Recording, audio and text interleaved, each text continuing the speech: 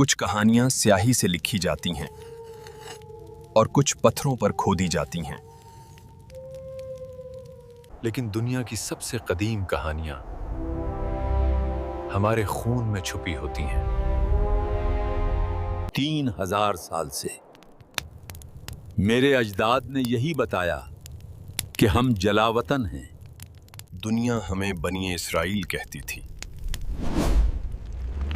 10 गुमशदा कबाइल।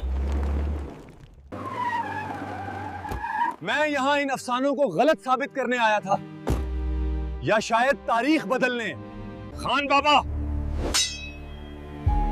Science अफसानों की परवाह नहीं करती। साइंस अभी बच्चा है, मगर खून बाप है। 722 कब्ल मसीह, जब अशूरी सुल्तनत ने बनी इस्राइल को कुचल दिया था, लाखों लोग मशरिक के अंधेरों में गुम हो गए, फिर कभी ना मिले। आज तक किसी को सच मालूम ना था, जब तक ये बॉक्स नहीं खुला।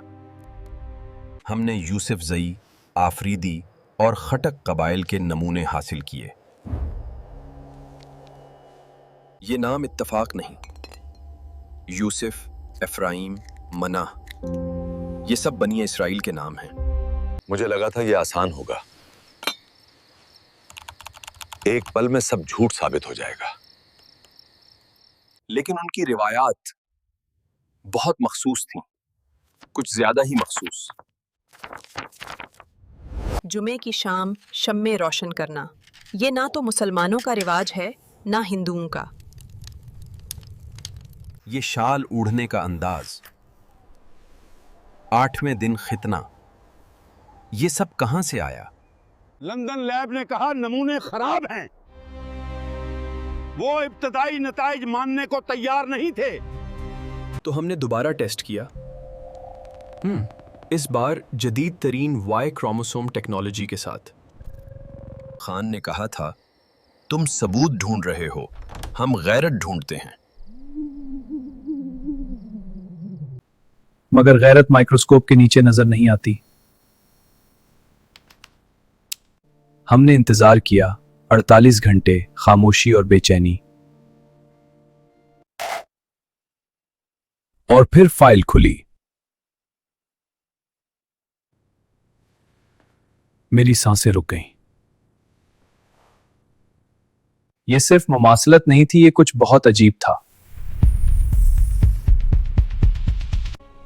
एक ऐसा जनियाती निशान जो 2700 साल से सोया हुआ था।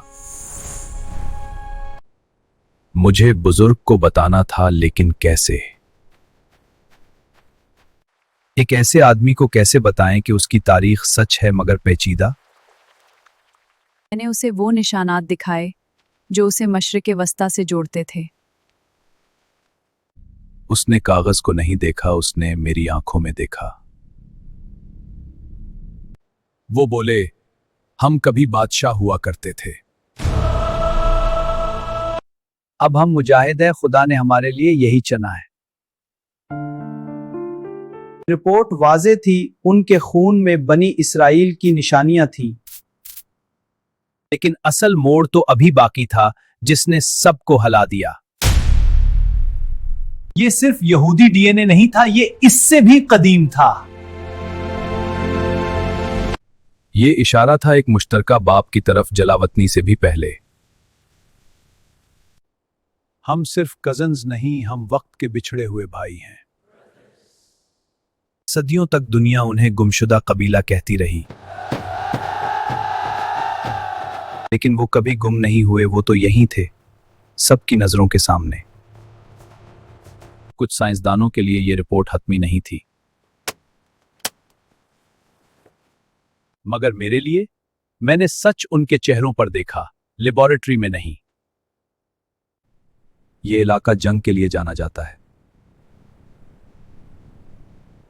जरा सोचें, जिनसे हम लड़ते हैं, शायद वो हमारे अपने ही हों। खून सियासत से ज्यादा गाढ़ा होता है। मैं वो वादी छोड़ आया हार्ड ड्राइव में डेटा भर के, लेकिन मेरा दिल बनी इसराइल के पहाड़ों में रह गया। 2015 में एक इस्राएली रिपोर्ट आई इस तहकीक को आगे बढ़ाने के लिए। फिर अचानक खामोशी छा गई। आखिर क्यों? शायद कुछ सच्चाइयां दुनिया के लिए बहुत खतरनाक हैं। मैं आपकी राय जानना चाहता हूं, क्या यह वाकई गुमशुदा कबीला है? अगर इस कहानी ने आपकी आंखें खोल दी हैं तो हमारे कबीले का हिस्सा बने। सब्सक्राइब करें, अभी बहुत से राजों से पर्दा उठना बाकी है। पहाड़ कभी नहीं भूलते।